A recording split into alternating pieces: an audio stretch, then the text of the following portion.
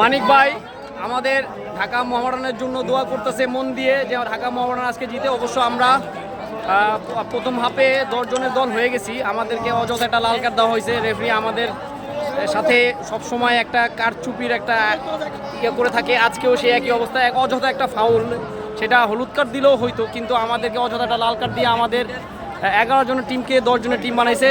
এবং আমরা এই 10 জন নিয়ে ইনশাল্লাহ, আমরা যারা মোহামেডান সমর্থক আছি আমরা 10 জন নিয়েই জিতবো।